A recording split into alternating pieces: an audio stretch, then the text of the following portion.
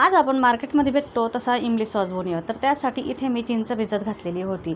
तर जितकी आपली चिंच आहे त्याच्या दुप्पट आपल्याला इथे गूळ घ्यायचा आहे। तर गूळही टाकून ठेवूयात आणि गूळ मेल्ट होईपर्यंत याला भिजत ठेवायचं आहे।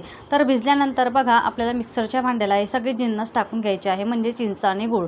तर बारीक करून घेतल्यानंतर इथे आपल्याला एक तीच कढई घ्यायची, त्या कढईत एक चाळणी ठेवूयात आणि चाळणी ते सगळं मिश्रण टाकून घेतल्यानंतर पूर्णपणे चाळून घ्यायचं आहे। हवं तर थोडं पाणी वापरलं तरीही चालेल आणि तयार मिश्रण आता गॅसवर आपल्याला शिजत ठेवायचं आहे।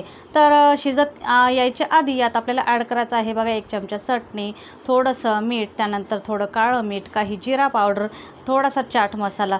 तर हे सगळे टाकून झाल्यानंतर मस्त घट्ट होईपर्यंत आपल्याला छान शिजवून घ्यायचं आहे आणि थोडं क्रीमी टेक्स्चर यावं यासाठी आपल्याला यात ॲड करायची आहे थोडीशी साखर।